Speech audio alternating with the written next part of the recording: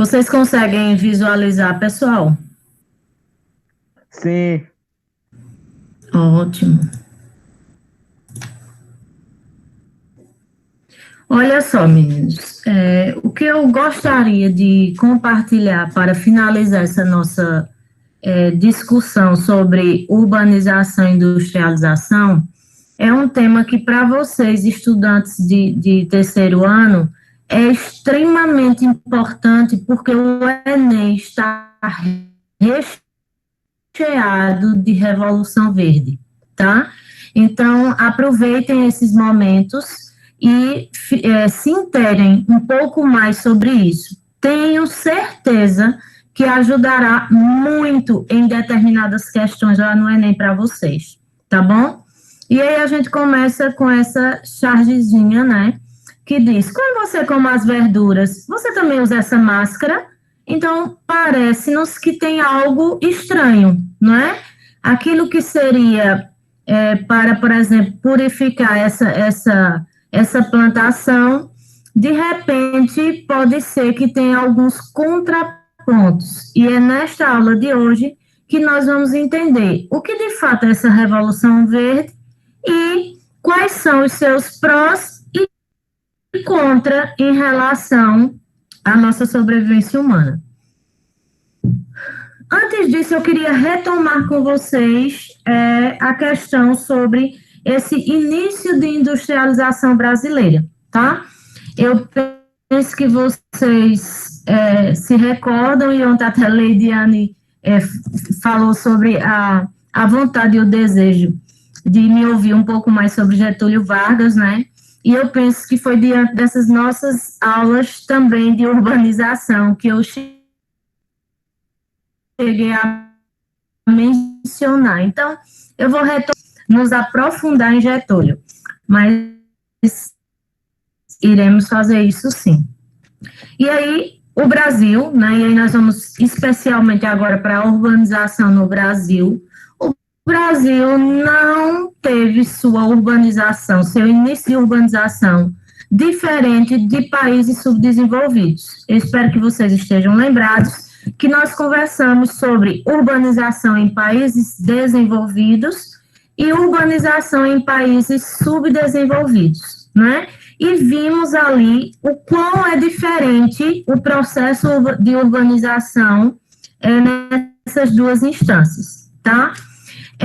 De novo, nós vamos chamar Getúlio, né, para falarmos sobre esse início de urbanização, que na verdade aqui nós vamos mencionar a ideia de urbanização e industrialização. Nós conversávamos em outro momento sobre como a crise cafeeira ela foi afetada pela crise da Bolsa de Valores de 29, eu conversei com vocês, a primeira grande queda do sistema capitalista, né, o primeiro grande abalo, e como ali, desde Nova York, se expandiu para o mundo inteiro, já que nós vivemos uma rede capitalista, que chamamos de processo de globalização. Então, naquela situação, o governo brasileiro precisou intervir para que nossa economia, especialmente dos cafeicultores, né, não quebrasse de forma bastante incisiva. Foi quando ele tomou a decisão de comprar aquelas sacas de café, já que os Estados Unidos eram o nosso maior importador de café, né? Nós exportávamos em maior quantidade o café para os Estados Unidos e também para o continente europeu, e eles pararam por conta dessa crise da Bolsa de Valores de 29. Então, Vargas compra esse café e chama os cafeicultores para investirem na urbanização e na industrialização. Lógico que o ponto principal era a industrialização, não é? Mas para isso, evidentemente, eles precisavam melhorar a infraestrutura das cidades, tá certo? Dos centros urbanos nas cidades. E aí vai se começar esse processo, se intensificar esse processo de urbanização. É importante também ressaltar que, neste momento de incentivo de modernização, havia também um impulsionar na mecanização da agropecuária, não é? Assim como as cidades, os centros urbanos estavam passando por alguns investimentos, nas áreas rurais também estava se dando um processo de mecanização. Atrelado a isso, nós já sabemos, a estrutura fundiária do Brasil, ela é, desde o momento da nossa colonização, de concentração de terras nas mãos de poucas pessoas, ou seja, os latifúndios, tá? E aí, esses trabalhadores rurais, eles se viam encurralados por duas grandes razões. A primeira é que, vendo um processo de urbanização nas cidades, de incentivos industriais, eles viam, devido às suas más condições de sobrevivência nos campos, eles viam nas grandes cidades uma grande oportunidade de melhorar de vida.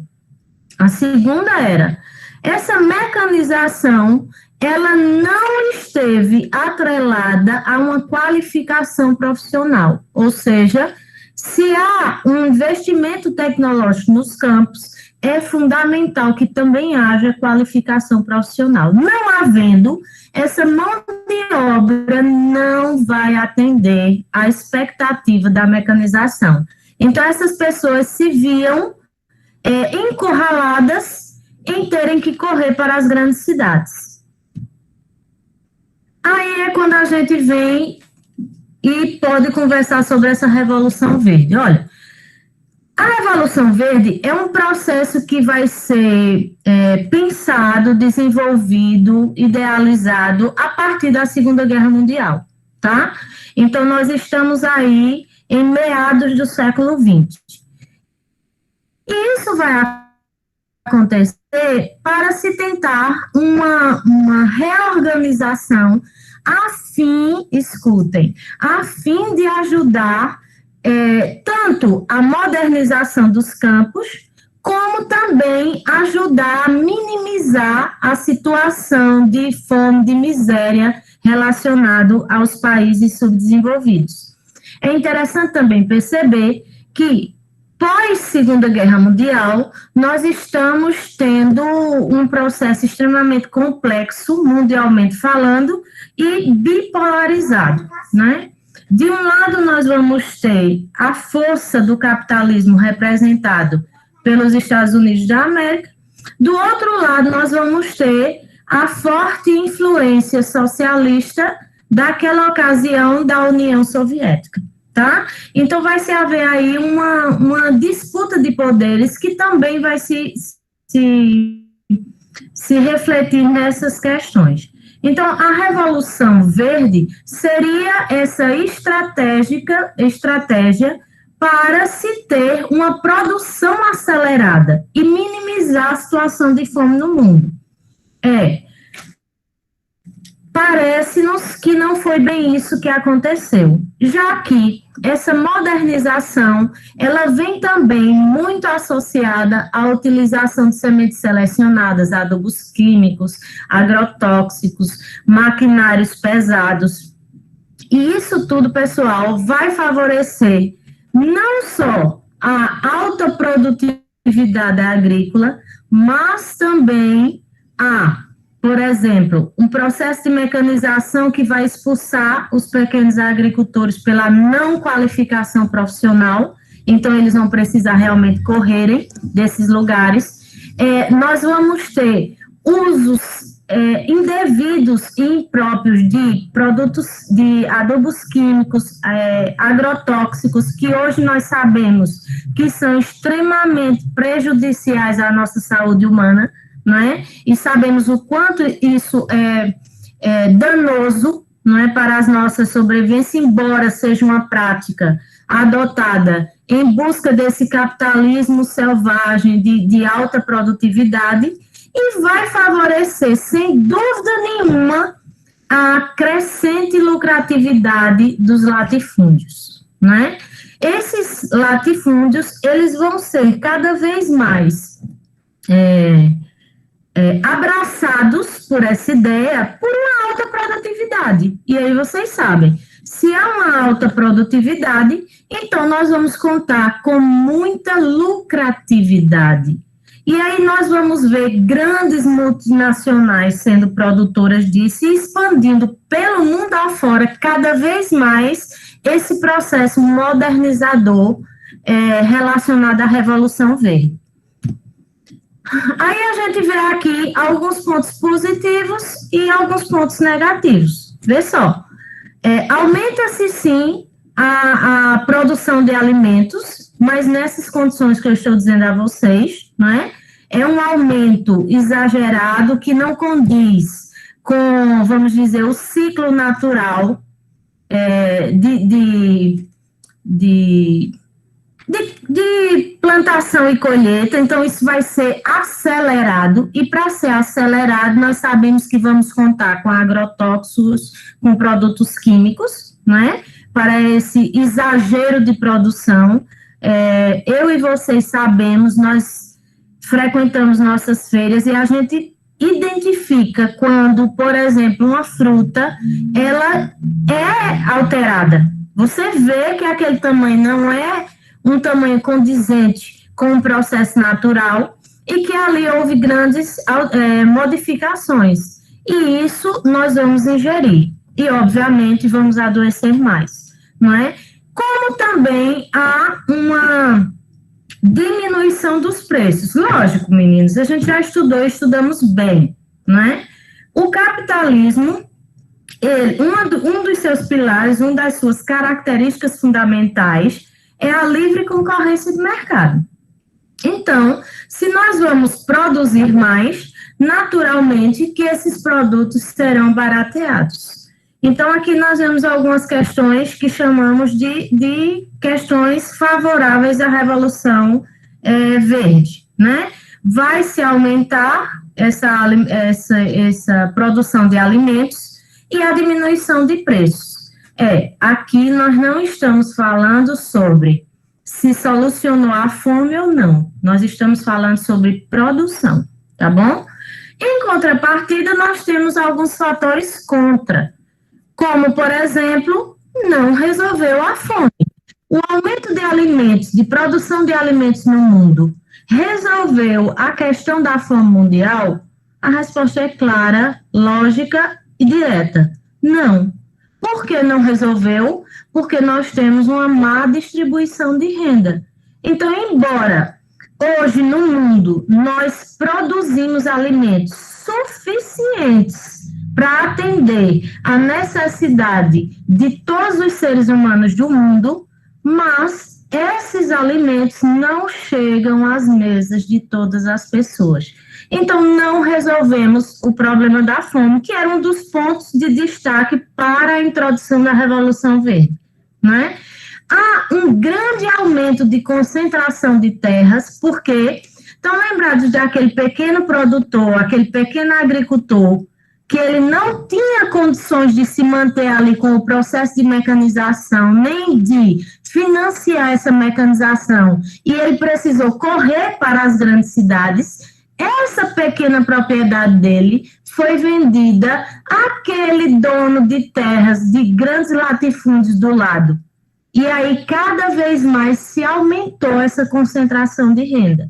E, como eu acabei de dizer, levou a uma grande migração desse pequeno produtor para os centros urbanos, em busca de melhores condições de vida.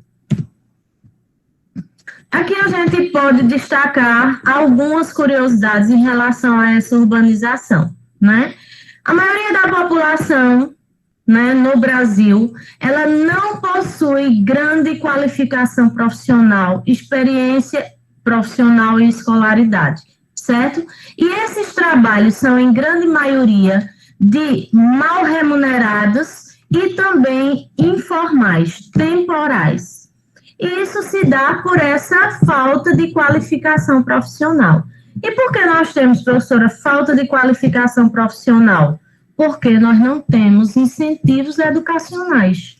Aonde nós conquistamos e conseguimos melhores condições de capacitarmos, se não nas escolas, se não nos centros profissionalizantes. Mas nós não temos disponibilidade de frequentar em grande quantidade essas escolas, esses lugares por excelência de educação, porque nós precisamos, desde muito cedo, nos virarmos, enquanto maior parte da população. Então, queridos, por exemplo, vocês, jovens, que hoje estão no 3º ano do ensino médio, vocês são considerados privilegiados de uma elite educacional, acreditem. Por quê? Porque grande parte dos jovens na idade de vocês não tem condição de frequentar a escola, não tem condição de concluir o ensino médio em busca de melhores condições. Precisaram, por razões diversas, buscarem trabalho, informais, temporais, para ajudarem, muitas vezes, manterem suas famílias. Isso vai dar grandes e sérias consequências, nós sabemos disso, né? Outro ponto, devido a baixo rendimento, ocupam áreas de risco, favelas, cortiços, moradias mais baratas de periferia. Nós também conversamos nas nossas últimas aulas. Eu até mostrei uma imagem para vocês de uma grande favela, e a gente conversava como aquelas pessoas, elas ficavam à mercê de um processo, de um poder paralelo, não é? E não era por querer, era porque a cidade, o centro urbano, ela expulsa esses menos favorecidos. E aí, nessa expulsão, nós vamos conversar sobre a marginalização. Pessoas que estão à margem da sociedade, aqueles não vistos pela sociedade. E, especialmente nesses lugares, é onde menos o poder público atua, tá? E aí, nós vamos ter serviços públicos extremamente precários, especialmente para os moradores desses lugares, tá? O que acontece isso? O que vai acontecer com essa questão? Vê só essa observação desse slide. Para evitar uma maior despesa com transporte, muitos trabalhadores de baixa renda e seus familiares optam por morar... Deixa eu tirar isso aqui que eu não estou conseguindo ver. Não sei como tirar isso aqui. Eles optam por morar em favelas, mas que estejam próximos aos grandes centros. E aí a gente pode ver alguns exemplos. Esse aqui eu peguei propositalmente, né? Algum de vocês reconhecem que lugar é esse? Me digam aí, por favor. Vocês reconhecem aonde é isso aqui? Eu acho que eu já vi essa imagem na internet, professor. Eu só não estou muito bem lembrado do que é, não. Alguém mais? Por algum motivo, na minha mente, vem Brasília e São Paulo. Não sei. Sim, senhor. É muito, muito parecido. Acho que é Caio que está falando agora. Pessoal, olha só. Isso aqui, e assim, eu trouxe muito próximo da gente, mas Caio, Bruno, com certeza vocês dois e todos os outros que estão aqui nos acompanhando nessa aula, veem essas imagens muito características no nosso país, independente da cidade que se trate. Porque nós já entendemos como foi o processo de urbanização nas nossas cidades brasileiras. E é muito semelhante a isso. Mas eu trouxe mais próximo de nós. Isso aqui, minha gente, é uma imagem aérea de um dos maiores shoppings que nós temos no Nordeste. É o Rio Mar, aqui em Recife. De Recife ele é o maior, tá? Mas ele é também um dos maiores do Nordeste. E aí ele tem uma representação capitalista muito simbólica de poder aquisitivo, tá? E eu trouxe essa imagem para vocês para chamar a atenção para alguma coisa. Essas torres que nessa imagem estão em construção, mas elas estão construídas, viu? Chama as 3 torres do Rio Mar. Aqui são centros comerciais, médicos, comerciais, isso aqui é de grande movimentação financeira hoje. Professora, Oi? É incrível como a gente foi tão longe, né? Eu, no caso, né? Falar, São Paulo, Brasília, e era uma coisa, tipo, aqui. A gente, às vezes, não tem nem dimensão das coisas que tem no nosso próprio estado. É uma coisa, tipo, né? Exatamente. Eu acho que isso aí é até um preconceito, já que até a gente leva, quanto mais os outros. E quem está falando agora? Ana Laura, eu. Ana, que bom Voltei, Ana, que ótimo. Olha só, meninos, vejam, e mais do que esse preconceito, sabe o que é, Ana? Muitas vezes, e aí Caio chamou a atenção, a gente pensa que está muito distante. Muitas vezes a gente vê essas questões como se fizesse parte, muito particularmente, apenas do Sudeste, da região Sudeste do nosso país. E, na verdade, e aí por isso que eu propositalmente trouxe aqui em Recife, na nossa capital, para que a gente perceba o quanto nós estamos distantes na desigualdade social. Vocês veem o que tem aí por trás do shopping? Vocês conseguem, mesmo assim, de forma distante, identificar o que tem aí por trás do shopping?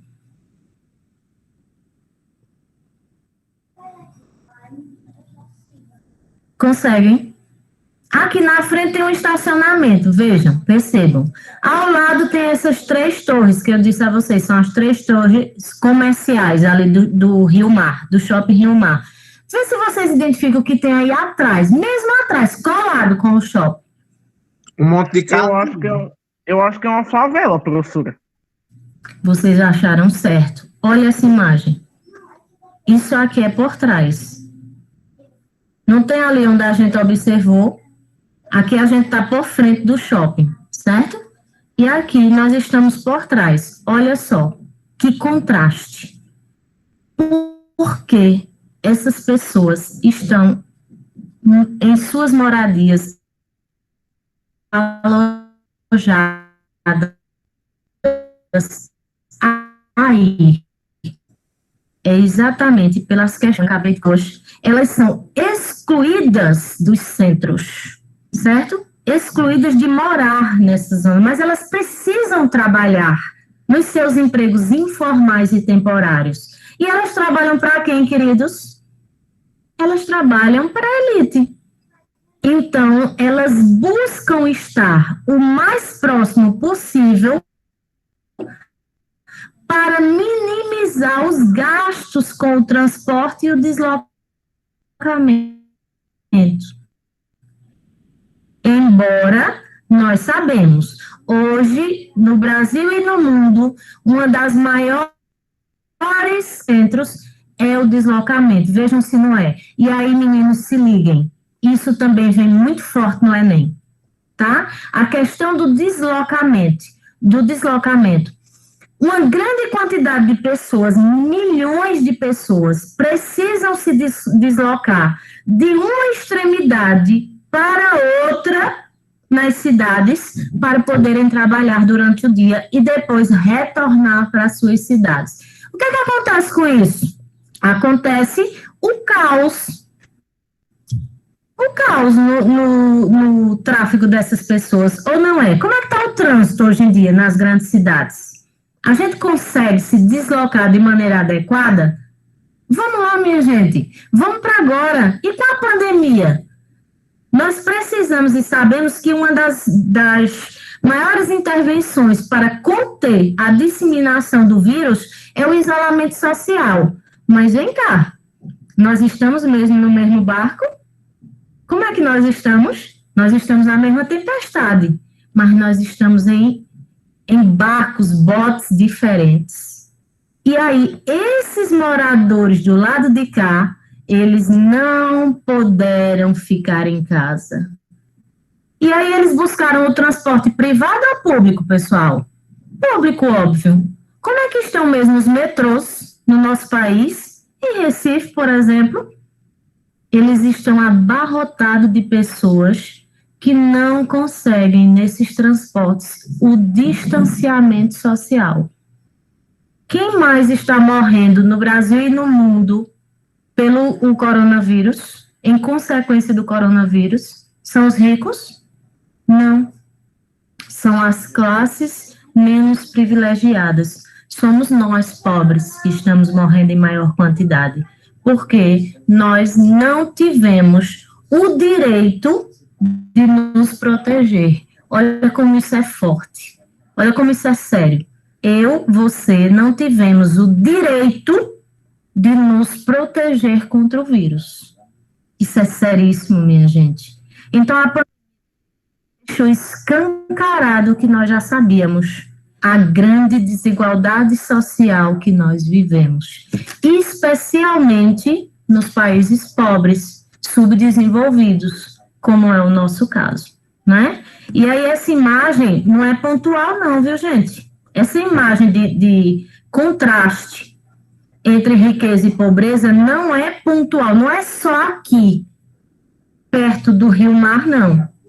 Se você for para outros centros urbanos com outras dinâmicas de grande concentração de trabalho e de riqueza e de capitalismo, você vai se deparar com essa mesma cena. De lado, junto a grandes centros de movimentação de riqueza, moradias indevidas de sobrevivência. E é muito forte isso. Problemas urbanos, nós falamos já sobre um monte, eu só vou aqui pontuar para vocês. Olha só, poluição atmosférica, poluição sonora, poluição das águas, poluição do solo por resíduos sólidos, problemas sociais, escassez de área verde, perigo de epidemias. Falamos ou não sobre essas questões? Para poder falar sobre urbanização, inevitavelmente e especialmente falando em países subdesenvolvidos, nós contamos com esses grandes problemas urbanos. Aqui são duas dessas consequências, né, de ocupações desordenadas: enchentes urbanas, saneamento insuficiente. Lembra que nas nossas últimas aulas eu mostrava aquela imagem lá na favela e eu dizia assim: pessoal, quais são, segundo a Organização de Saúde Mundial, quais são os primeiros cuidados que nós temos que ter contra o coronavírus? Lavar as mãos e usar máscara. Isso é básico. Aí eu pergunto a vocês, sem saneamento básico, como é mesmo que se lavar as mãos em água limpa? Como conseguimos isso? Então, essas ocupações desordenadas, indevidas, elas são lotadas pela ausência do poder público e, consequentemente, uma grande desorganização para o ser humano nessa estrutura. Aqui, de novo, a gente faz isso de uma forma de humor, mas vocês entendem, né? São charges que trazem grandes críticas, na verdade. A quantidade de desemprego que nós temos, né? O tempo médio que nós levamos para acharmos empregos. Agora, em meio a essa pandemia, a quantidade de problemas de desemprego que nós temos no Brasil e no mundo. Outra grande questão, aqui se ressalta São Paulo, mas de novo eu chamo a atenção, não é só em São Paulo. Quando chove, quando ocasiona enchentes, como é que ficam mesmo essas periferias nas grandes cidades, pessoal? Qual é a assistência pós a enchente que essas pessoas têm? Nenhuma. Elas só juntam o que sobrou e esperam a nova enchente, sem nenhuma oportunidade de auxílio para reerguerem-se na vida. Não é? A criminalidade. Esse processo de marginalização, de estar à margem da sociedade, ele vai trazer para a gente outras mazelas sociais. E uma das mais significantes é a criminalidade. Se essas pessoas não tiveram a oportunidade de frequentar a escola, se essas crianças não foram educadas para a mudança de sua vida, quem serão os seus heróis? A quem se pegar? Quem poderá lhe ajudar? Né? quem vai lhe proteger? Então, nós temos famílias desestruturadas e que, em um mundo capitalista, nós buscamos o ter. Nós estamos estudando isso com a ideologia e sociologia, não é? Nós consumimos primeiro com os olhos, e aí vem o nosso desejo de possuir. E esse desejo, muitas vezes, não está, aliás, a maioria das vezes, não está abraçado pelo nosso poder aquisitivo, tá? Deixa eu voltar aqui para junto de vocês.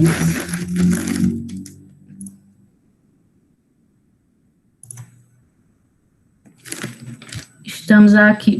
Agora nós estamos, vocês não veem parar essa apresentação. Isso. Deixa eu desligar isso aqui.